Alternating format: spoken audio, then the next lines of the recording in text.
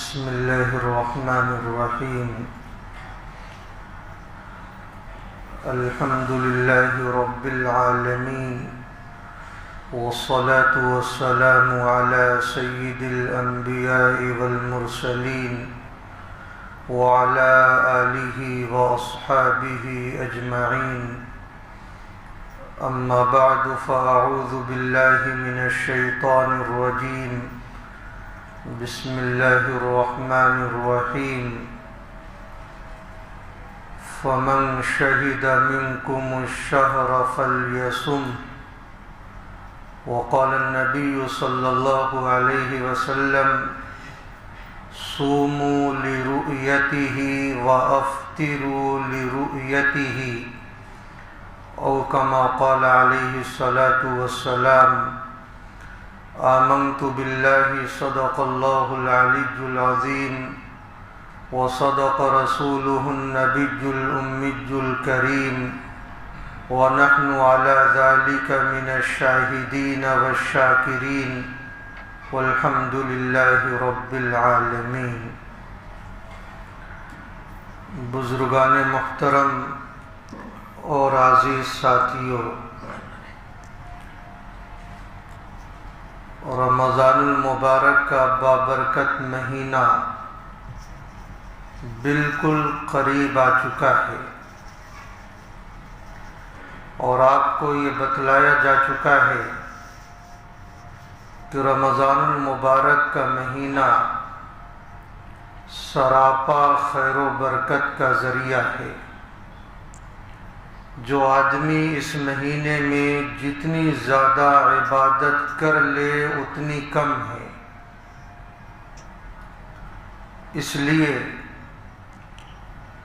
اللہ رب العزت جسے رمضان المبارک کا بابرکت مہینہ عطا فرما دیں تو اسے چاہیے کہ لاابالی پن میں اسے ضائع نہ ہونے دے۔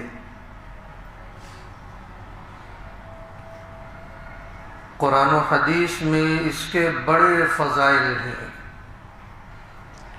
یعنی اتنے فضائل ہیں کہ ایک آدمی اگر سالہ سال اس پر خطاب کرتا رہے تو ناکافی ہو جائے۔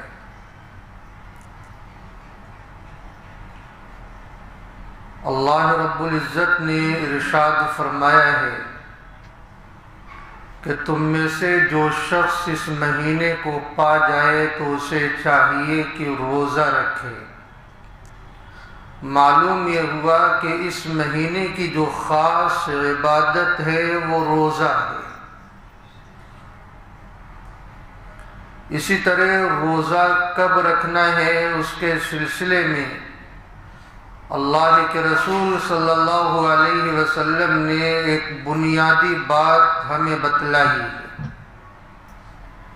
ارشاد فرمایا صوموا لرؤیتہ وافطروا لرؤیتہ، کہ چاند دیکھ کر روزہ رکھو اور چاند دیکھ کر افطار کرو۔ یعنی مہینے کا آغاز کب ہو رہا ہے اس کا اگر پتہ لگانا ہے تو آپ چاند کو دیکھیے۔ تو چاند دیکھنے کے بعد روزہ رکھنا ہے۔ لیکن اگر یہ کہہ دیا جائے کہ ہر آدمی کے لیے چاند دیکھنا لازم ہے تو ظاہر ہے یہ تکلیف مالا یطاق ہے، کیونکہ ہر آدمی تو چاند نہیں دیکھ سکتا۔ تو معلوم یہ ہوا کہ حدیث پاک میں جو رؤیت کی مراد ہے وہ چاند دیکھنے کا ثبوت ہے، رؤیت کا ثبوت ہے۔ جب یہ ثابت ہو جائے کہ چاند نکل چکا ہے تو روزہ رکھنا ہے، اور جب یہ ثابت ہو جائے کہ چاند نکل چکا ہے تو عید منانی ہے۔ کبھی چاند کا ثبوت تو رؤیت کے ذریعے ہوگا کہ آدمی دیکھ لے گا، اور کبھی شہادت کے ذریعے ہوگا۔ کسی جگہ والوں نے چاند دیکھا لیکن کسی جگہ والوں نے نہیں دیکھا تو ان کی شہادت کا اعتبار ہوگا۔ کبھی رؤیت کا ثبوت شہادت علی الشہادت سے ہوگا، یعنی کئی شہادتیں ہوں گی۔ کبھی رؤیت کا ثبوت شہادت علی القاضی کے ذریعے ہوگا، قاضی شہادت دے گا، یا جو کمیٹیاں بنائی گئی ہیں جیسے رؤیت حلال کمیٹی ہوتی ہے اس کا فیصلہ معتبر سمجھا جائے گا۔ الغرض چاند دیکھ کر ہمیں روزہ رکھنا ہے جب اس کا ثبوت ہو جائے۔ اللہ کے رسول صلی اللہ علیہ وسلم نے اس روزے کی بڑی فضیلتیں بیان فرمائی۔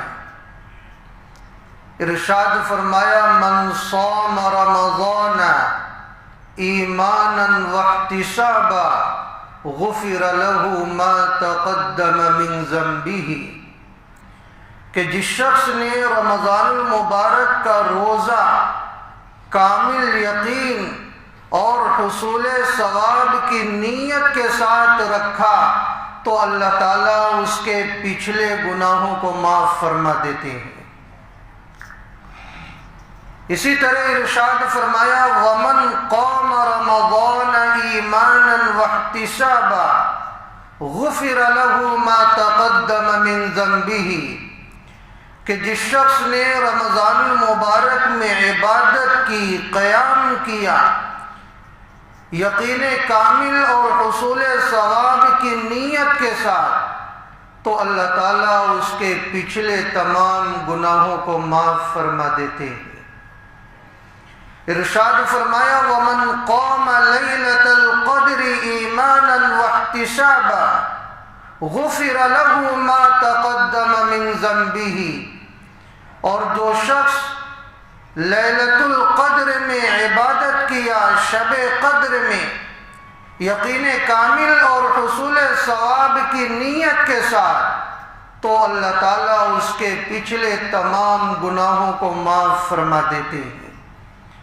تو اگر ہم چاہتے ہیں کہ رمضان المبارک میں ہمارے گناہ معاف ہو جائیں، اللہ ہم سے راضی ہو جائے، تو ضرورت اس بات کی ہے کہ ہم رمضان المبارک کے پورے مہینے کا روزہ رکھیں، راتوں میں عبادت کریں، تراویح کی نماز ادا کریں، اور خصوصاً شب قدر میں عبادت کرنے والوں میں شامل ہو جائے۔ ظاہر ہے جو شخص رمضان میں نماز پنجگانہ خصوصیت کے ساتھ پڑھے گا، شب قدر میں ظاہر ہے اسے عبادت کرنے والوں میں شمار کیا جائے گا، کیونکہ مغرب ہی سے رات کا آغاز ہو جاتا ہے۔ اخیر عشرے کی 5 جو طاق راتیں ہیں اس میں زیادہ احتمال ہے، تو اگر کسی نے مغرب کی نماز ادا کیا، عشاء کی نماز ادا کیا، تراویح کی نماز ادا کی، اور وہ رات شب قدر میں سے ہوگی، تو ظاہر ہے یہ عبادتیں اس رات میں یہ انجام دینے والا ہو جائے گا۔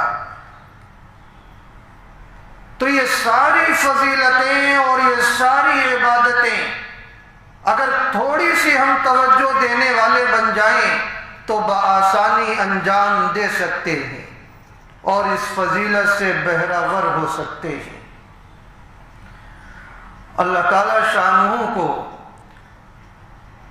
اپنے بندوں سے کس قدر لگاؤ ہے، کس قدر پیار ہے۔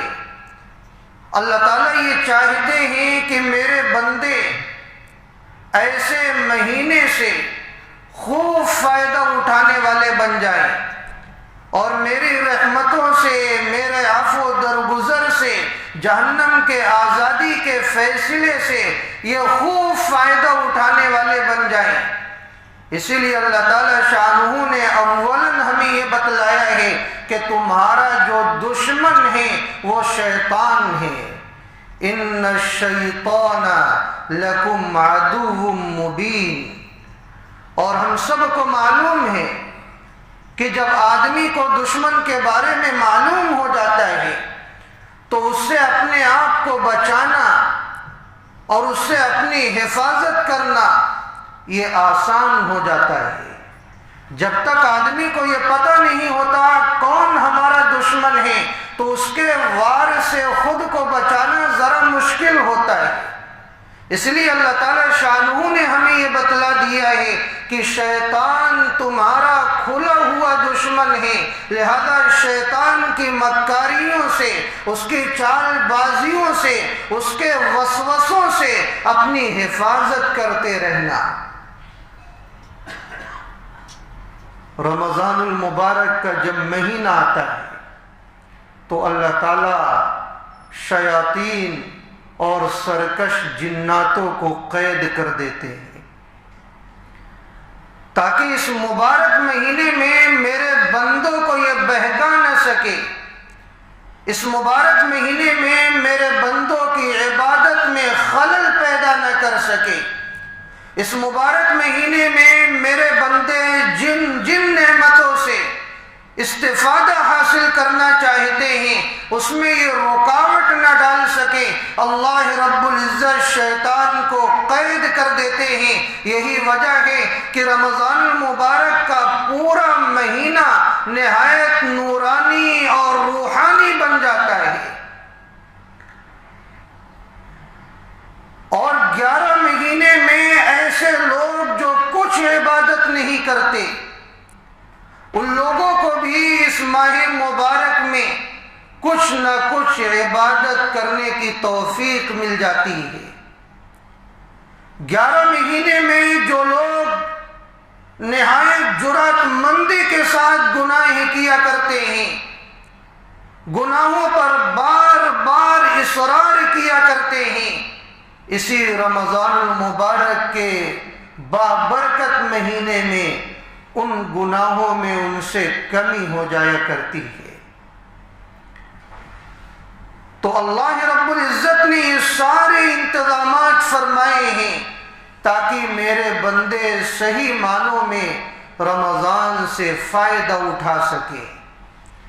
ارشاد فرمایا آپ صلی اللہ علیہ وسلم نے کہ جب رمضان المبارک کی پہلی رات آتی ہے تو اللہ تعالیٰ شیاطین کو اور سرکش جناتوں کو قید کر دیتے ہیں، انہیں قید کر دیا جاتا ہے، اور جہنم کے تمام دروازوں کو بند کر دیا جاتا ہے، کوئی دروازہ نہیں کھولا جاتا، اور جنت کے تمام دروازوں کو کھول دیا جاتا ہے، کوئی دروازہ بند نہیں کیا جاتا، اور ایک منادی اعلان کرتا ہے، اے خیر کے طلبگاروں آگے بڑھو، اور اے شر اور برائی کا ارادہ کرنے والوں پیچھے ہٹ جاؤ۔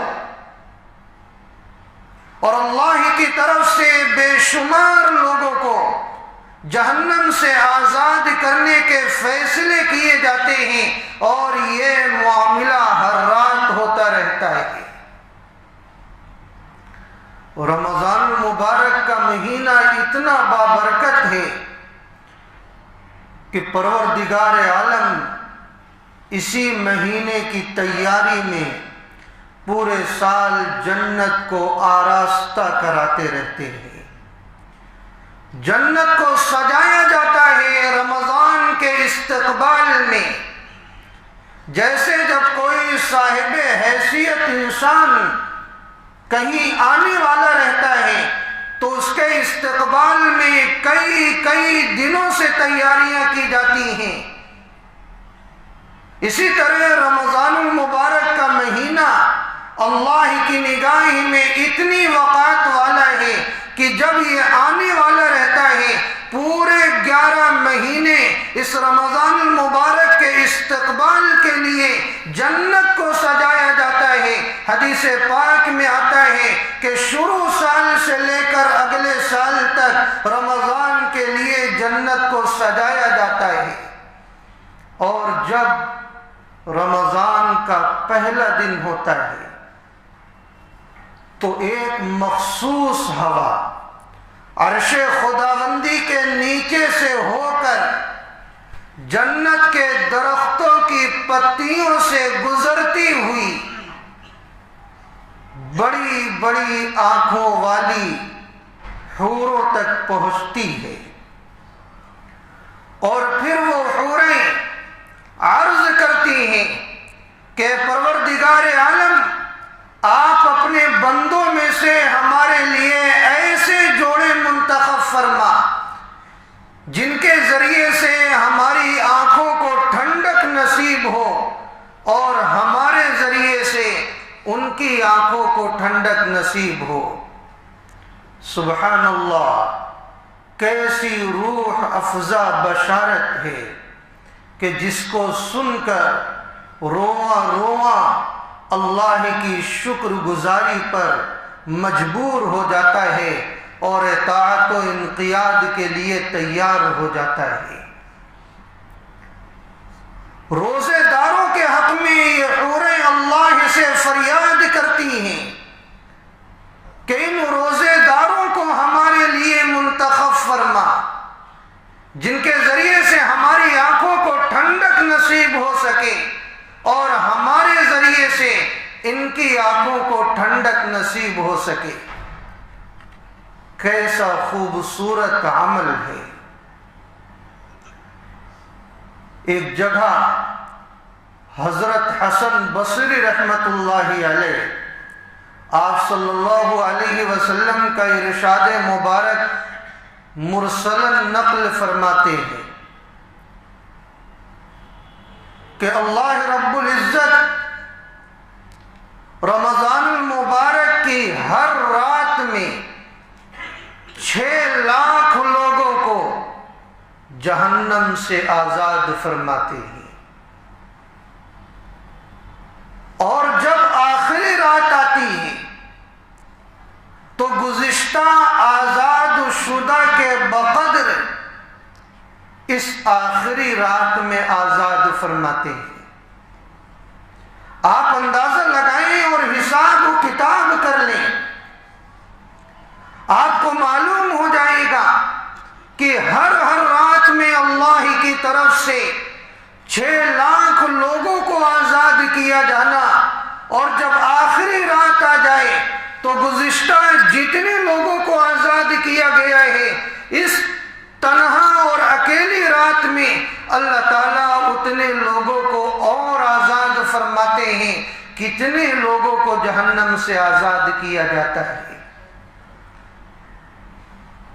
تو یہ مغفرت کا مہینہ ہے، اللہ کی رحمتوں کا مہینہ ہے،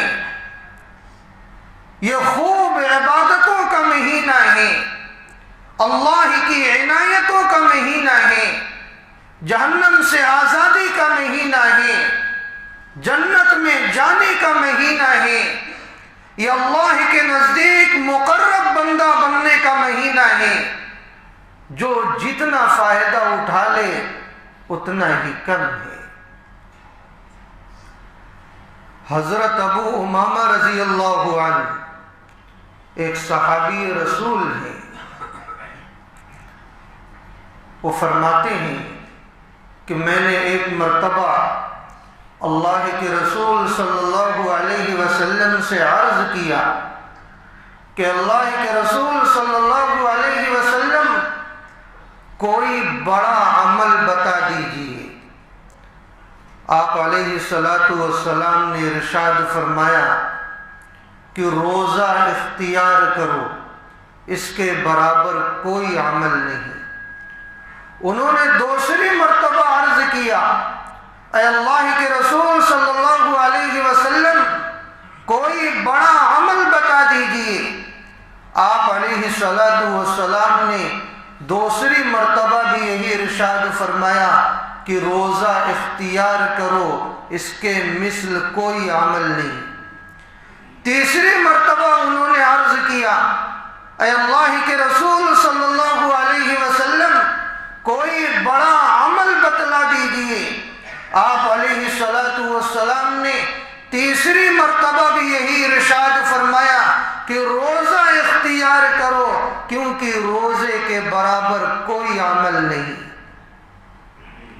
معلوم یہ ہوا کہ روزہ یہ اللہ کی نگاہ میں بہت بڑا عمل ہے، کیونکہ روزے میں جس قدر اللہ کی محبت ہوتی ہے اور جس قدر اللہ کا خوف غالب ہوتا ہے کسی اور عمل میں نہیں ہوتا۔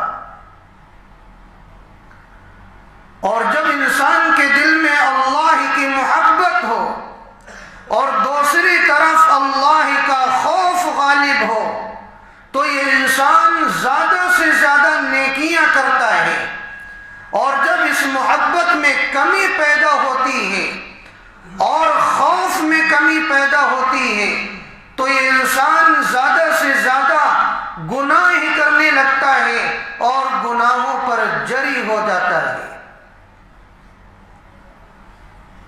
اسی طرح آپ صلی اللہ علیہ وسلم نے ارشاد فرمایا، حدیث قدسی ہے کہ اللہ رب العزت ارشاد فرماتے ہیں الصوم لی وانا اجزی بہ، کہ روزہ میرے لیے ہے اور میں اس کا بدلہ دوں گا۔ یدع شہوتہ وَأَكْلَهُ وَشُرْبَهُ مِنْ أَجْلِ، اس لیے کہ روزے دار نے اپنی شہوت کو، کھانے کو اور پینے کو میری خاطر چھوڑ دیا ہے۔ یہاں یہ سوال پیدا ہوتا ہے کہ اللہ تعالیٰ نے جو یہ ارشاد فرمایا کہ روزہ میرے لیے ہے اور میں اس کا بدلہ دوں گا، کسی اور عمل کے بارے میں آپ کا یہ ارشاد کیوں نہیں؟ اس سے بآسانی سمجھا جا سکتا ہے کہ روزے کی اہمیت اللہ کی نگاہ میں بہت زیادہ ہے۔ روزہ میں اخلاص و للہیت بہت زیادہ ہوتی ہے، ریاکاری کا کوئی شائبہ نہیں ہوتا، اس لیے کہ دیگر جو اعمال ہیں اس کی صورت محسوس ہوتی ہے۔ آدمی نماز پڑھ رہا ہوتا ہے، نماز دکھنے میں آتی ہے، رکوع کرتا ہے، سجدہ کرتا ہے، اور نماز پڑھنے والا یہ انکار نہیں کر سکتا کہ بھائی میں نماز میں نہیں ہوں، دکھنے میں نماز آتی ہے۔ زکوٰۃ آدمی دیتا ہے، پیسہ جب دیتا ہے تو پیسہ دکھنے میں آتا ہے، اور جس کو دے رہا ہوتا ہے وہ بھی دیکھ رہا ہوتا ہے اور جان رہا ہوتا ہے۔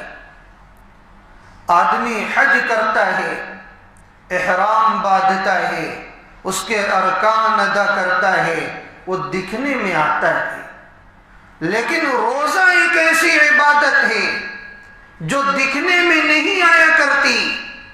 جب آدمی بتلاتا ہے کہ میں روزے سے ہوں تب سامنے والے کو پتہ چلتا ہے کہ ہاں یہ آدمی روزے دار ہے، تو اس میں ریاکاری کا کوئی شائبہ نہیں ہوا کرتا ہے، اس میں اخلاص بہت زیادہ ہوتا ہے، اللہ کی رضا بہت زیادہ ہوتی ہے۔ بندہ اگر بتلائے بھی کہ میں روزے دار ہوں تو یہ اتنا پوشیدہ عمل ہے کہ آدمی اس میں جھوٹ بھی بولے تو بھی کوئی نہیں پتہ لگا سکتا۔ اس لیے اللہ کو یہ عمل بہت زیادہ پسند ہے، کیونکہ یہ بندے اور اللہ کے درمیان معاملہ ہوتا ہے۔ کوئی بھی روزے دار پانی پینے جاتا ہے، چپکے سے ایک گھونٹ پانی اتار لے، کس کو معلوم ہوگا؟ لیکن کسی روزے دار کا ضمیر گوارا کرتا ہے، کوئی دیکھنے والا نہیں ہے، صرف اس کے دل میں احساس ہے کہ میرا پروردگار مجھے دیکھ رہا ہے، اور یہی ادا اللہ کو پسند ہے کہ بندہ جو بھی عمل کرے وہ اللہ کی رضا کے لیے کرے، اس کے علاوہ اس کا کوئی مقصد نہ ہو۔ دوسری وجہ، پروردگار عالم نے ہر نیکی کے اجر و ثواب کا ایک قانون بنایا ہے کہ بندہ کوئی بھی نیکی کرے گا تو 10 گنا سے لے کر 700 گنا تک اسے ثواب عطا کیا جائے گا۔ لیکن پروردگار عالم نے روزے کو اس قانون سے مستثنی کر دیا ہے کہ روزے کا ثواب میں دوں گا، اپنی شایان شان دوں گا اور بے انتہا ثواب اسے عطا کروں گا، اسے محدود نہیں کروں گا دیگر نیکیوں کی طرح۔ اس لیے فرمایا کہ روزہ میرے لیے ہے اور میں اس کا بدلہ عطا کروں گا، دیگر نیکیوں کا بدلہ فرشتوں کے ذریعے دلوایا جاتا ہے، لیکن پروردگار عالم روزے کا بدلہ خود عطا کریں گے۔ اتنی بڑی فضیلت ہے، اگر کوئی بادشاہ خود اپنے ماتحتوں کو بلائے اور یہ کہے آ جاؤ، تمہارا جو انعام ہے میں اپنے ہاتھوں سے دوں گا، تو اس کی بڑی فضیلت ہوگی۔ عموماً جب کوئی بڑا انعام ہوتا ہے تو بادشاہ اپنے ہاتھوں سے دیا کرتا ہے، اور جو چھوٹے چھوٹے انعامات ہوتے ہیں وہ دوسروں کے ذریعے دلوائے جاتے ہیں۔ روزے کا انعام بہت بڑا ہے، بے شمار ہے، اس لیے اللہ رب العزت نے ارشاد فرمایا ہے وَأَنَا أَجْزِي بِهِ، اس کا بدلہ میں خود عطا کروں گا۔ دوسرے نسخے میں ہے وَأَنَا أُجْزَى بِهِ، کہ میں خود اس کا بدلہ ہو جاؤں گا۔ گرچہ یہ نسخے پر اعتراض ہے، اسے صحیح نہیں مانا گیا ہے، کیونکہ یہ جو معنی ہے عربیت کے اعتبار سے یہ خود قابل اشکال ہے، لیکن چونکہ مضمون اس کا صحیح ہے، کیونکہ روزہ ایسی عبادت ہے کہ اللہ تعالیٰ خود اس کا بدلہ ہو جاتے ہیں، اس بندے کے ہو جاتے ہیں، تو مضمون اس کا صحیح ہے۔ اسے ایک حکایت کے ذریعے آپ سمجھیں۔ خلیفہ ہارون رشید ہے، ایک مرتبہ اس نے اپنے درباریوں سے کہا کہ یہ مختلف اشیاء ہیں، جو شخص جس پر اپنا ہاتھ رکھ دے وہ اس کی ہے۔ تمام درباری اہم قیمتی چیزوں پر ہاتھ رکھنے لگے۔ ایک باندی تھی، وہ آئی اور ہارون رشید کے کمر پر اپنا ہاتھ رکھ دی۔ ہارون رشید نے کہا یہ کیا؟ باندی کہنے لگی جب آپ نے کہا جو جس پر ہاتھ رکھ دے وہ چیز اس کی ہو جائے گی، میں نے یہ سوچی کہ میں آپ پر ہاتھ رکھ دوں، جب آپ میرے ہو جائیں گے تو یہ ساری چیزیں خود بخود میری ہو جائیں گی۔ تو جس کا اللہ ہو گیا ساری نعمتیں اس کے لیے ہیں، اس لیے اللہ تعالیٰ شانہ نے ارشاد فرمایا ہے الصوم لی وانا اجزی بہ، تو اجزا بہ کا جو مضمون ہے وہ بھی کسی قدر صحیح ہے۔ تو روزہ اللہ کے لیے ہے، اللہ تعالیٰ اس کا بدلہ دیں گے۔ جو چیز اللہ کے لیے ہو، جس چیز کا بدلہ خود پروردگار عالم دینے کا وعدہ کر رہے ہوں، تو اگر ہم اس چیز کی اہمیت کو نہ سمجھیں، اس کی بے احترامی کریں، اس کی توہین کریں، اس کی بے وقاتی کریں، تو یہ کتنا بڑا جرم ہوگا۔ جس چیز کو اللہ کہہ رہے ہیں یہ میرے لیے ہے اور بندہ اس کی توہین کرنے والا بن جائے تو کس قدر محرومی کی بات ہے، کتنی بے غیرتی کی بات ہے، کتنی بد نصیبی کی بات ہے۔ اس کو بھی ایک حکایت کے ذریعے سمجھ لیجئے۔ ایک بادشاہ تھا، اس نے اپنے وزیر سے کہا کہ بتلاؤ کون سی قوم عقل مند ہے اور کون سی بے وقوف ہے۔ تو وزیر نے یہ بتلایا کہ فلاں قوم کے جو لوگ ہیں وہ عقل مند ہیں اور فلاں قوم کے جو لوگ ہیں وہ بے وقوف ہیں۔ بادشاہ نے کہا اس کی آزمائش کرواؤ، اس کا امتحان لو۔ وزیر نے پہلے بے وقوف قوم کے ایک آدمی کو بلایا اور وزیر نے کہا تم اپنی داڑھی بیچو گے؟ وہ آدمی کہنے لگا تم کیسے بات کرتے ہو؟ خفا ہونے لگا، ارے اسی داڑھی کی وجہ سے تو لوگ مجھ پر اعتماد کرتے ہیں، میری تجارت چلتی ہے، لوگ مجھ پر بھروسہ کیا کرتے ہیں، اس سے میں نفع اٹھایا کرتا ہوں اور تم کہتے ہو داڑھی بیچو گے؟ وزیر کہنے لگا کہ دیکھو جو تم نفع اٹھاتے ہو میں اس سے زیادہ تمہیں پیسہ دیتا ہوں، تم ایسا کرو یہ داڑھی مجھ سے بیچ دو۔ اس کو بات سمجھ میں آ گئی اور اس نے بہت سارا پیسہ لیا اور داڑھی مڈوا دی، اپنے گھر گیا۔ بیوی نے جب دیکھا تو بیوی کہنے لگی یہ کیا کر کے آئے ہو؟ تم نے داڑھی مڈا دی، اب تجارت کیسے چلے گی؟ لوگوں پر لوگوں کا اعتماد کیسے ہوگا؟ تو وہ کہنے لگا کہ جو نفع ہمیں ملا کرتا تھا وہ بہت سارا روپیہ پیسہ میں لے کر آیا۔ بیوی کہنے لگی ارے بے وقوف، جو اعتماد تمہارا چلا جائے گا، جو وقار تمہارا معاشرے میں تھا، جب ایک مرتبہ داڑھی تم نے مڈا لی اور دوسری مرتبہ وہ داڑھی آئے گی تو یہ جو وقار مجروح ہوا ہے اس کو واپس کیسے لاؤ گے؟ اب اسے بات سمجھ میں آئی کہ ہاں میں نے غلطی کی۔ وہ وہاں سے آیا اور وزیر سے کہنے لگا یہ پیسہ لے لو اور جو میری داڑھی تھی وہ واپس دے دو، اور کٹی ہوئی داڑھی لے کر آ گیا۔ تو یہ بے وقوف ہے، اس کی داڑھی بھی گئی اور پیسہ بھی گیا۔ وزیر نے عقل مند قوم میں سے ایک آدمی کو بلوایا اور یہی سوال اس سے بھی کیا، تمہارے چہرے پر جو داڑھی ہے کیا تم اسے بیچو گے؟ وہ آدمی بھی خفا ہونے لگا کہ نہیں، اس کے ذریعے میرا بہت فائدہ ہے، میں اپنی داڑھی نہیں بیچ سکتا۔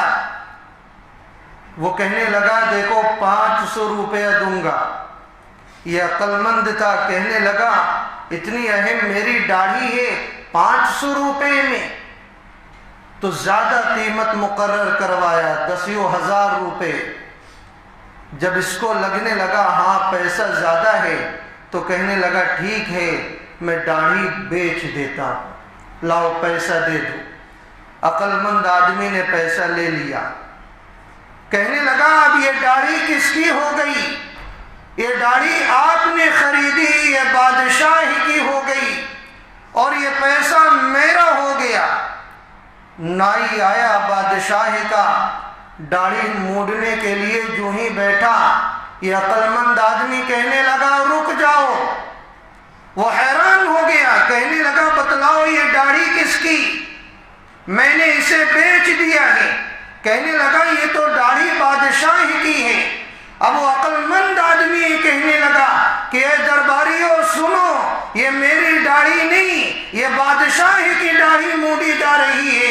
اب بادشاہ بھی حیران ہو گیا، میری داڑھی موڑ دی جائے گی، میری بے احترامی ہوگی، بے وقاتی ہوگی، میری بے عزتی ہوگی، لوگ یہ کہیں گے بادشاہ کی داڑھی موڑ دی گئی ہے۔ اب بادشاہ پریشان ہو گیا، اس نے پیسہ بھی لے لیا اور داڑھی بادشاہ کی ہو گئی، اگر موڑتے ہیں تو بڑی بدنامی ہوتی ہے، لہذا باقاعدہ داڑھی کی حفاظت کرنے کے لیے بادشاہ نے اس آدمی کا ماہانہ مقرر کیا کہ اس داڑھی کو خوبصورت رکھنا، اس داڑھی کو موڑنا نہیں۔ بادشاہ اب اس داڑھی کی حفاظت کروا رہا ہے تو عقل مند آدمی نے پیسہ بھی لے لیا لیا اور اپنی داڑھی کی بھی حفاظت کر لی۔ ایسا کیوں ہوا؟ کیونکہ وہ بادشاہی کی طرف اس داڑھی کی نسبت ہو گئی۔ تو اللہ رب العزت نے یہ ارشاد فرمایا ہے کہ یہ روزہ میرے لیے ہے اور میں اس کا بدلہ عطا کروں گا۔ جس چیز کی نسبت اللہ کی طرف ہو جائے، باری تعالیٰ کی طرف ہو جائے، ہمارے خالق و مالک کی طرف ہو جائے، ایک مسلمان اس روزے کی توہین کرے، اس امانت میں خیانت کرے، اس کی بے وقاتی کرے، اس کی بے احترامی کرے، اس سے زیادہ افسوس کی بات اور کیا ہو سکتی؟ تو یہ روزہ یہ بڑی اہمیت والا ہے۔ ایک ایک روزہ بہت زیادہ قیمتی ہے، اتنا زیادہ قیمتی کہ ہم اس کا تصور نہیں کر سکتے۔ ایک حدیث پاک سے آپ اندازہ لگائیں کہ یہ روزہ اللہ تعالیٰ کے نزدیک کتنا قیمتی ہے۔ آپ صلی اللہ علیہ وسلم نے ارشاد فرمایا، من افطر یوما من رمضان من غیر رخصت ولا مرض لم يقض عنه صوم الدهر كله وان صامه، کہ جس شخص نے بغیر کسی عذر کے رمضان المبارک کا ایک روزہ چھوڑ دے تو اس کے بدلے میں وہ پوری زندگی روزہ رکھتا رہے تو بھی اس کی تلافی نہیں ہو سکتی۔ اتنا قیمتی ہے ایک ایک روزہ۔ رمضان المبارک کا ایک روزہ ایک جانب رکھ دیا جائے اور پوری زندگی کا روزہ ایک جانب رکھ دیا جائے، لیکن رمضان المبارک کے روزے کی جو نورانیت ہے، اس کا جو اجر و ثواب ہے، اور روزہ رکھنے والے کے ساتھ اللہ کی جو نظر عنایت ہے، وہ دیگر زندگی بھر کے روزے میں حاصل نہیں ہو سکتی۔ تو ایسے لوگ جو بلا وجہ روزہ خوروں کی جماعتوں میں شامل ہوتے ہیں اور روزے کی حالت میں نہ جانے کیسی کیسی عادات اور اطوار اختیار کر کے روزے کے ثواب کو ضائع کر دیتے ہیں، وہ ذرا سن لیں کہ اس کی اہمیت اور اس کی وقعت کتنی زیادہ ہے۔ اور جس شخص نے رمضان المبارک کے روزے کی یا اس مہینے کی ناقدری کیا، وہ وعید بھی سن لے۔ ایک طرف فضائل ہیں احترام کرنے والوں کے لیے، تو دوسری طرف وعید ہے بے احترامی کرنے والوں کے لیے۔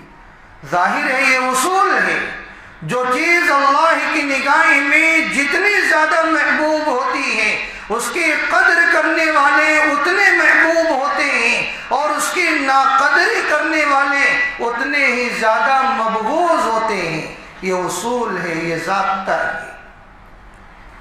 پوری حدیث پاک میں بیان نہیں کروں گا، صرف اس کا ٹکڑا بیان کروں گا۔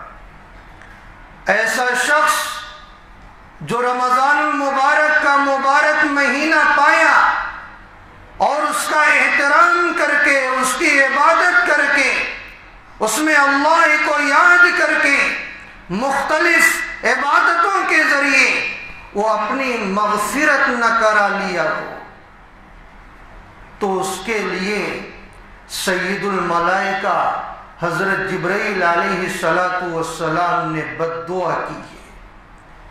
کیا بد دعا کی ہے؟ کہ ایسا شخص ہلاک و برباد ہو جائے جس نے رمضان المبارک کا مہینہ پایا اور اس میں اس نے اپنی مغفرت نہ کرا لی۔ آپ اندازہ لگائیں بد دعا دینے والا کون ہے؟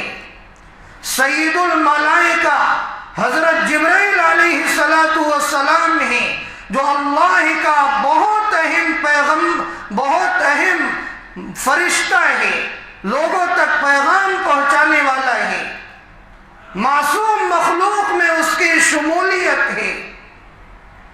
اسی کی بد دعا کیا کم تھی، لیکن اس بد دعا کے بعد آپ صلی اللہ علیہ وسلم نے اس پر آمین کہی ہے۔ رحمت دو عالم صلی اللہ علیہ وسلم، جنہیں رحمت للعالمین کہا جاتا ہے، جن کی محبت کو آپ جانتے ہیں، امت کے لیے آپ کے دلوں میں کیسا غم تھا، کیسا درد تھا، کیسی کڑن تھی، امت کے لیے کیسے آپ رویا کرتے تھے، راتوں کو جاگا کرتے تھے، کیسی کیسی تکلیفیں آپ نے اٹھائی ہیں، لیکن آپ نے اس بد دعا پر آمین کہی ہے جو رمضان کی ناقدری کرنے والا ہے۔ آپ اندازہ لگائیں یہ بد دعا کتنی سنگین ہے، کیا اس کی قبولیت میں کوئی شک کیا جا سکتا ہے؟ تو اگر آپ ہلاک و بربادی سے بچنا چاہتے ہیں تو آپ رمضان المبارک کی قدر کرنے والے بن جائیں، اس مہینے میں مغفرت کرانے والے بن جائیں، اور اگر تباہ و برباد ہونا چاہتے ہیں تو رمضان کی ناقدری کرنے والے بن جائیں۔ میرے بھائیوں، اس مہینے میں روزہ رکھیں، تراویح کی نماز بھی ادا کریں، یہ سنت مؤکدہ ہیں۔ پورے مہینے تراویح کی نماز ادا کرنا مستقل سنت ہے، اور تراویح کی نماز میں ختم قرآن کرنا یہ مستقل سنت ہے۔ تو دونوں سنتوں کو ادا کرنے والے بنیں۔ اور ایک مسئلہ سن لیں کہ دیکھو، روزہ ہر عاقل بالغ مسلمان مرد و عورت غیر معذور پر فرض ہے، نہ رکھنے والا بہت گنہگار ہے۔ ہاں، کچھ ایسے لوگ ہیں جن کو رخصت دی گئی ہے کہ وہ فی الحال روزہ نہ رکھیں، بعد میں اس کی قضا کر لیں۔ وہ کون ہے؟ مریض ہے، مسافر ہے، دودھ پلانے والی عورت ہے، حمل والی عورت ہے، اور اسی طرح جو شخص کسی مریض کی عیادت کر رہا ہے، تیمارداری کر رہا ہے کہ اگر وہ روزے سے ہوگا تو تیمارداری نہیں ہو سکے گی، اس کو بھی رخصت ہے، وہ چاہے تو بعد میں اس کی قضا کر لے۔ اسی طرح مجنون ہے، جنون طاری ہو گیا ہے، کوئی آدمی بے ہوش ہو گیا ہے، تو ان سب کو یہ اجازت ہے کہ فی الحال روزہ نہ رکھیں، بعد میں اس کی قضا کر لیں، لیکن اگر رکھنا چاہیں تو رکھ بھی سکتے ہیں، اس کی بھی اجازت ہے۔